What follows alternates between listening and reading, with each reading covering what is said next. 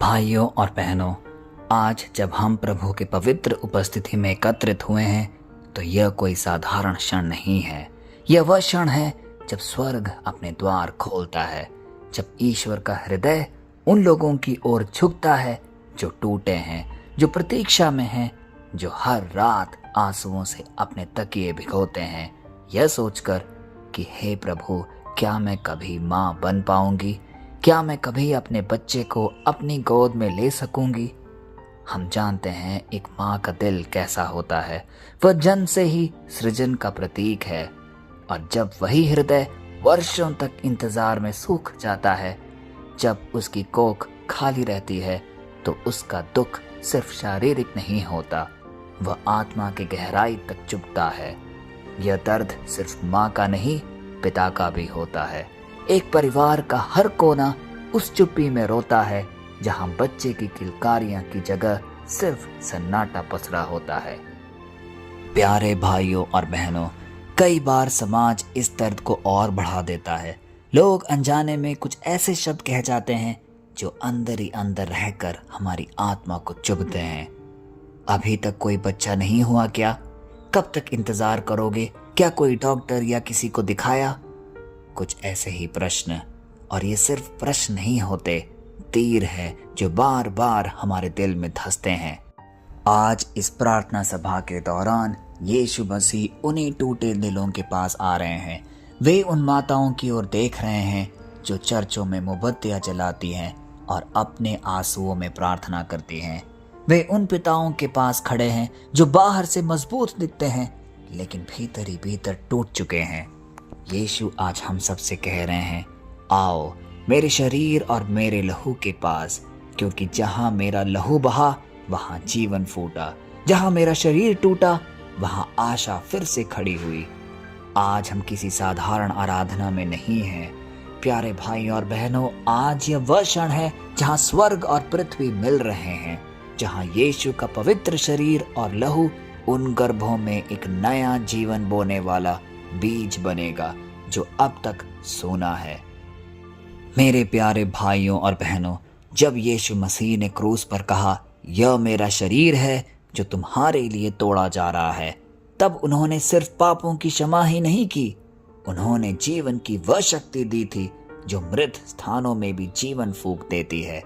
और आज वही शक्ति निसंतान परिवारों के लिए बह रही है।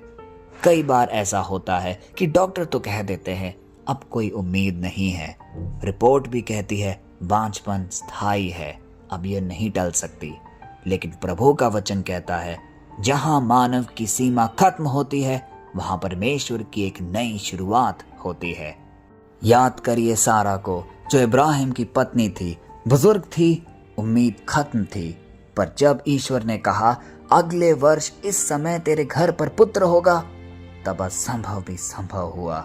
याद करिए हन्ना को, जो हर वर्ष मंदिर में जाकर रोती थी, अपने आंसुओं में मन्नतें मांगती थी, और जब उसने परमेश्वर के सामने अपना दिल उड़ेला तो ईश्वर ने उसे सैमुएल जैसा पुत्र दिया जो आगे चलकर भविष्यवक्ता बना। आज वही ईश्वर इस प्रार्थना सभा में, वही यीशु मसीह इस प्रार्थना सभा में, वही जीवन का स्रोत आपके और मेरे पास ला रहा है।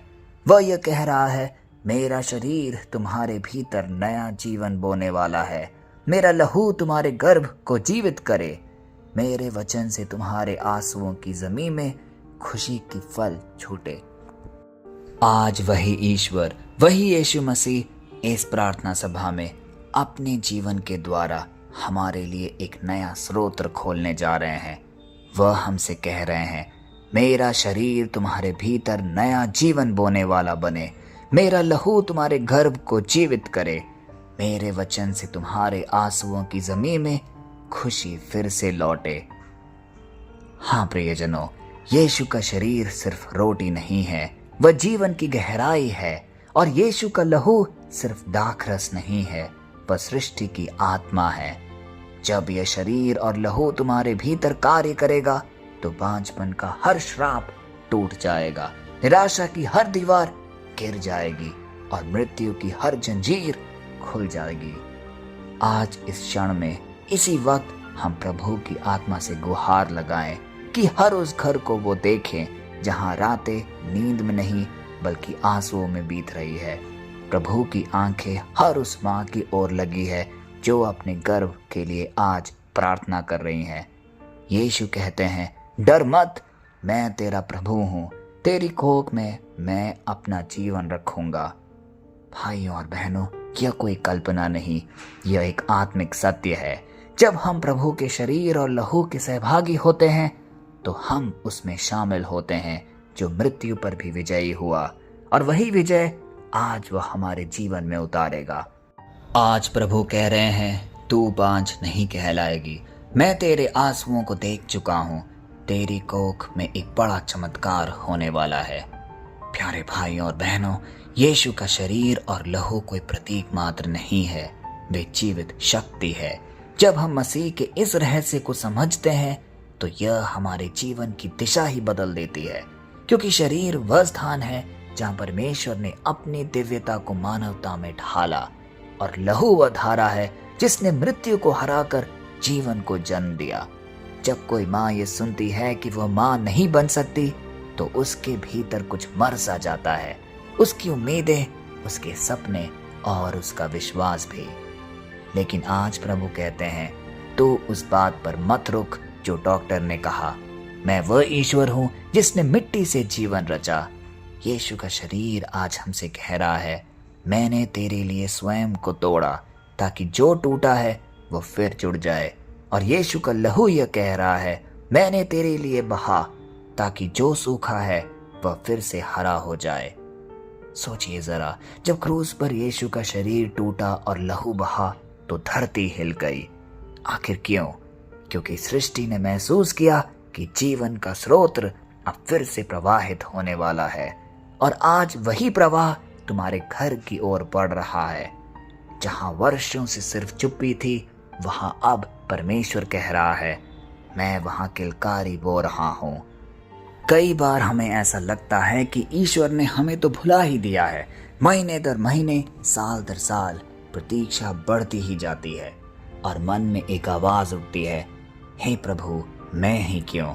मैंने तो विश्वास किया, मैंने तो प्रार्थना भी निरंतर की, फिर भी मेरे साथ ही ऐसा क्यों हुआ?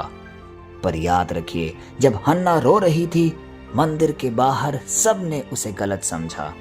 किसी ने कहा यह नशे में है, लेकिन परमेश्वर ने उसके आंसुओं की भाषा सुनी, और वही आंसू उसके गर्भ के द्वार बन गए। आज यीशु हम सब के दुख और पीड़ा को देख रहे हैं। वह हमारे आंसुओं को भी देख रहा है कि कितने सालों से हम एक पुत्र या पुत्री की प्रतीक्षा में अपना जीवन काट रहे हैं। आज यीशु कह रहे हैं, तेरे आंसू मेरे पास खाली नहीं आए हैं, तेरी पुकार मेरे कानों से टकरा कर वापस नहीं जाएगी, मैं तेरी कोख में जीवन डालूंगा। भाइयों और बहनों, जब हम प्रभु के शरीर और लहू को ग्रहण करते हैं तो हम सिर्फ एक संस्कार नहीं ले रहे होते, हम उस जीवन को आमंत्रित करते हैं जो मृत्यु को भी परास्त कर सकता है। और जब वह दिव्य जीवन हमारे भीतर आता है तो हमारे शरीर की हर कोशिका उसके आदेश में चलने लगती है। हर बाधा, हर बंद द्वार, हर श्राप, सब यीशु मसीह के सामर्थी नाम से टूट जाते हैं। यीशु का लहू वह सबसे पवित्र औषधि है जो किसी डॉक्टर के पास नहीं। वह हर बांझपन को जीवन में बदल सकता है, वह हर नाउम्मीदों को आशीर्वाद में बदल सकता है। सिर्फ और सिर्फ हमें वह विश्वास पिता परमेश्वर पर रखना होगा। सोचिए, जब यीशु ने लाजर को पुकारा, लाजर बाहर आ, तो एक मरा हुआ शरीर जीवन में लौट आया। तो क्या वह ईश्वर मेरे गर्भ में जीवन नहीं बो सकता? क्या जो मृत्यु पर अधिकार रखता है वह तेरी कोख को जीवित नहीं कर सकता? बिल्कुल कर सकता है, और वह जरूर करेगा। बस ये दृढ़ विश्वास हमें संजोए रखना है।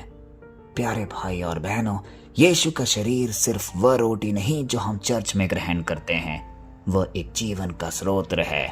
जब हम उस रोटी को ग्रहण करते हैं, हम कह रहे होते हैं, यीशु तू मेरे भीतर आ, तू मेरे हर सूखे क्षेत्र में जीवन बो, तू मेरे शरीर के हर असंभव हिस्से को संभव बना। और जब हम उसका लहू ग्रहण करते हैं, तब हम कह रहे होते हैं, यीशु तेरे लहू से मेरे शरीर की हर नस में नया जीवन बहे। जहाँ बंदिश है वहाँ तेरी शक्ति बह निकले। जहाँ भय है वहाँ विश्वास उठ खड़ा हो। देखिए मेरे भाई और बहनों, शरीर और लहू केवल आत्मिक चिन्ह नहीं है, वे जीवन का एक अहम हिस्सा है। यीशु ने कहा था, जो मेरा शरीर खाता है और मेरा लहू पीता है वह मुझ में रहता है और मैं उसमें। इसका अर्थ स्पष्ट है। जब तुम इस रहस्य के सहभागी होते हो तब स्वयं यीशु तेरे भीतर रहता है, और जहां यीशु रहता है वहां असंभव नाम की कोई चीज नहीं होती।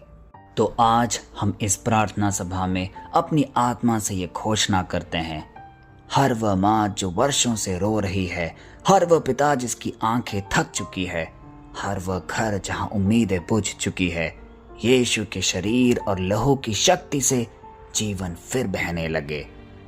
यीशु हमें आज कह रहे हैं, मैं तेरी कोख में एक नया संगीत रखूंगा, मैं तेरे आंसुओं को खुशी की हंसी में बदल दूंगा, मैं तेरे सोने घर में अपने स्वर्गीय दूतों की खुशी भेजूंगा। भाई और बहनों, जब कोई बच्चा जन्म लेता है तो सिर्फ एक माँ का सपना पूरा ही नहीं होता, परमेश्वर का भी एक वादा पूरा होता है। हर जीवन, हर सांस, हर किलकारी ईश्वर की योजना का हिस्सा है। तो अगर आज तक तुम्हारे घर में कोई बच्चा नहीं आया तो इसका मतलब यह नहीं कि ईश्वर ने हमें भूल दिया है। इसका मतलब है कि उसका समय आ रहा है, और जब वह समय आएगा तो ऐसा चमत्कार होगा कि सब दंग रह जाएंगे, सब देखेंगे और कहेंगे यह प्रभु का किया हुआ है। प्यारे भाई और बहनों, यह प्रार्थना सभा सिर्फ एक निवेदन नहीं, यह एक आत्मिक गुहार है जो हम सब के दिलों से निकलकर पिता परमेश्वर तक पहुंच रहा है। आज पवित्र आत्मा हमें ढारस दे रहा है और यह कह रहा है, डरो मत, हताश मत हो, क्योंकि यीशु ने तेरे घर की ओर देखा है। इस प्रार्थना सभा में जो तुम उपस्थित हो, तुम्हारे दिल को उसने टटोला है और निश्चय ही एक बड़ा बदलाव जरूर होगा। सिर्फ अपना दृढ़ विश्वास यीशु पर बनाए रखो, और जब मसीह की दृष्टि किसी और जाती है तो वहां परिवर्तन निश्चित होता है। आज वह समय है जब तुम अपने दिल से कहो, प्रभु मैं तेरे शरीर और लहू को आमंत्रित करता हूँ, मेरे इस टूटी उम्मीद वाले जीवन में तू आकर सब कुछ पूरा कर, सृष्टि का कार्य पूरा कर। आइए कुछ क्षण आंखें बंद करके, सिर झुका के यह प्रार्थना कहें, हे प्रभु यीशु मसीह, तू ही जीवन का स्रोत है, तू ही गर्भ का रचयिता है। तूने कहा था मांग और दिया जाएगा। आज तेरे बच्चे तेरे चरणों में गिरे हैं, टूटे दिलों से, खाली कोखों से, थके हुए विश्वास से, पर फिर भी हम विश्वास करते हैं तुझ पर कि तेरे शरीर और लहू में वह शक्ति है जो मृत हड्डियों में भी जीवन फूंक सकती है। हे प्रभु, हर निसंतान माँ पर अपनी दया की वर्षा कर, उसके आंसुओं को अपनी करुणा में डुबा दे। तेरे पवित्र लहू से उसके गर्भ को पवित्र कर, उसके भीतर जीवन की धड़कन बो दे, ताकि वह भी तेरे अद्भुत कार्य का साक्षी बन सके। हे प्रभु, उनके हर क्यों का उत्तर तू अपनी हाँ से दे, अपनी सोनी गोद को तू अपने प्रेम की बाहों से भर दे। हम तेरे शरीर और लहू की महिमा को पुकारते हैं। हे प्रभु, चमत्कार कर, न केवल जीवन दे बल्कि ऐसा जीवन दे जो तेरी महिमा का वाहक बने। हमें विश्वास दे, धैर्य दे और अपने समय की प्रतीक्षा करने की कृपा दे, क्योंकि तेरा समय ही सर्वोत्तम है। यीशु के सामर्थ्य नाम पे हम ये सारी चीजें मांगते हैं, पिता, पुत्र और पवित्र आत्मा के नाम पर, आमीन। प्यारे भाई और बहनों, निश्चय ही पिता परमेश्वर ने हम सब की प्रार्थना सुनी है, क्योंकि यह दिल से निकली हुई एक दर्दपूर्ण पुकार है जो हर माँओं की आत्मा से निकलकर पिता परमेश्वर के पास जरूर पहुंची है। वो हमारी सारी मनोरथ जरूर पूरी करेगा। हमें सिर्फ और सिर्फ ये दृढ़ विश्वास अपने अंदर बनाए रखना है, और ये जरूर इस वचन को कई लोगों तक आप भेजिए, क्योंकि अब हमारा ये कर्तव्य बनता है कि कई ऐसी माएँ जिनकी कोख सूनी पड़ी हुई है, इस प्रार्थना सभा के द्वारा, इस प्रार्थना के द्वारा उनमें फिर किलकारी गूंजे, उन सबके जीवन में भी समृद्धि आए। आइए सर झुकाकर इस आशीर्वाद को ग्रहण करें। प्रभु यीशु मसीह का शरीर और लहू तुम्हारे जीवन में उभरता रहे। तेरे घर की हर दीवार अब आशा की गवाही दे और तेरी गोद अब मसीह के प्रेम की निशानी से भर जाए। यीशु के सामर्थी नाम पे हम मांगते हैं, आमीन।